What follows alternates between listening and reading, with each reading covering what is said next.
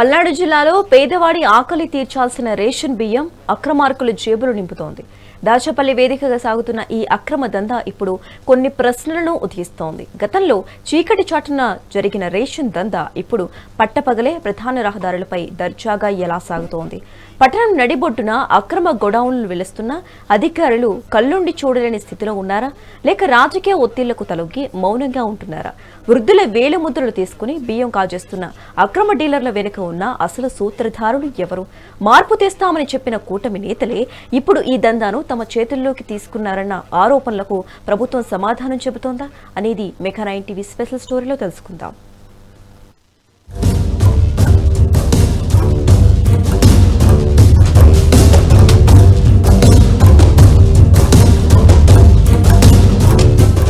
పల్నాడు జిల్లా దాచేపల్లి ఇప్పుడు రేషన్ మాఫియాకు అడ్డాగా మారింది.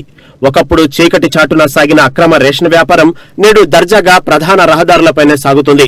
పట్టణం నడిబొడ్డున పెద్ద గోడల్లో వెలిశాయి. రేషన్ షాపుల నుండి వాహనాల ద్వారా బియ్యం తరలిస్తుంటే అటువైపు కన్నెత్తి చూసే ధైర్యం కూడా అధికారులకు లేకపోవడం గమనార్హం. మాఫియా శక్తులు రాజకీయ అండదండలతో అధికారుల చేతులను కట్టేసన్న ఆరోపణలు వెల్లువెత్తుతున్నాయి.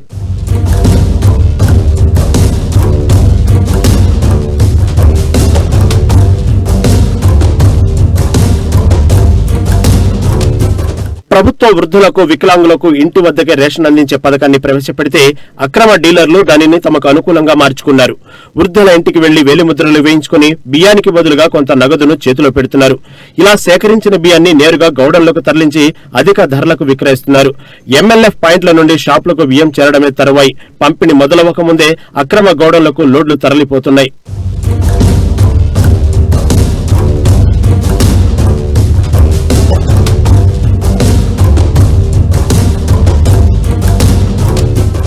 గత ప్రభుత్వంలో రాజకీయ నాయకులు, అధికారులు మామూళ్లు ఇచ్చి అక్రమ వ్యాపారం సాగించేవారు. కానీ ప్రస్తుత కూటమి ప్రభుత్వం వచ్చిన తర్వాత పరిస్థితి మారిపోయింది. పేద వ్యాపారులను బెదిరించి సాక్షాత్తు అధికార పార్టీ నాయకులే ఈ దందాను తమ చేతిలోకి తీసుకున్నట్లు పట్టణంలో బహిరంగ చర్చ సాగుతోంది. సేకరించిన బియ్యాన్ని గౌడన్లలో నిల్వ ఉంచి అక్కడి నుంచి నకరికల్లు మీదుగా ఇతర రాష్ట్రాలకు, చివరికి కాకినాడ పోర్టు ద్వారా విదేశాలకు కూడా తరలిస్తున్నట్లు ప్రజలు ఆరోపిస్తున్నారు.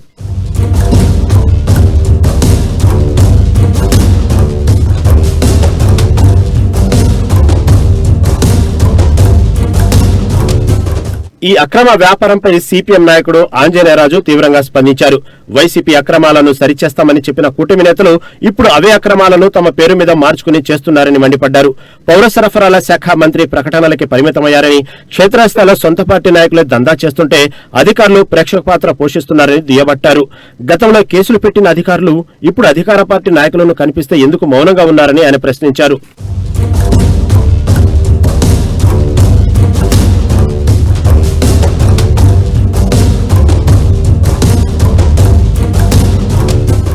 గ్రామాలు, మండలాల నుండి సేకరించిన రేషన్ బియ్యం మొదట రైస్ మిల్లులకు చేరుతున్నాయి.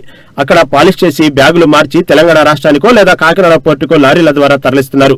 ఈ అక్రమాలను ప్రశ్నించినా లేదా కథనాలు రాసిన మీడియా ప్రతినిధులను మాఫియా శక్తులు బెదిరింపులకు గురిచేస్తున్నాయి. వ్యవస్థపై ప్రజలకు నమ్మకం పోకముందే ప్రభుత్వం కళ్లు తెరవాల్సిన అవసరం ఉందని స్థానికులు కోరుతున్నారు.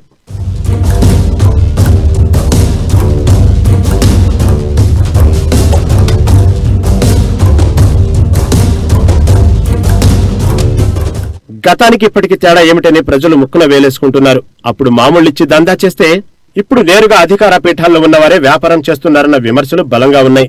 ఇలా కొనసాగితే వ్యవస్థ పూర్తిగా అరాచకమయం కావడం ఖాయం. పల్నాడు జిల్లా యంత్రాంగం ఇప్పటికైనా స్పందించి ఈ రేషన్ మాఫియా పీచ మడుస్తుందో లేదో వేచి చూడాలి. దాచేపల్లి మండలంలో ఈ ప్రభుత్వం వచ్చిన తర్వాత రేషన్ బియ్యం వ్యాపారం అనేది బహిరంగంగా పట్టపగలు జరుగుతూ ఉంది.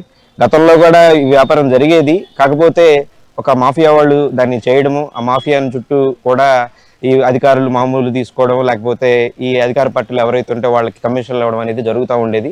కానీ ఈ ప్రభుత్వం మారిన తర్వాత డైరెక్ట్గా పాలిటీషియన్సే ఎవరైతే అధికారంలో ఉన్నారో, కూటమి ప్రభుత్వంలో ఉన్న అధికారంలో ఉన్నారో వాళ్ళు పూర్తిగా దీన్ని కంట్రోల్లోకి తీసుకొని గతంలో అరకొర కేసులను పెట్టేవాళ్ళు ఇప్పుడు ఆ పరిస్థితి కూడా లేకుండా బహిరంగంగా మనకి ఈ రేషన్ బియ్యం వ్యాపారం చేస్తున్నారనేది మనకు పూర్తిగా కనిపిస్తూ ఉంది.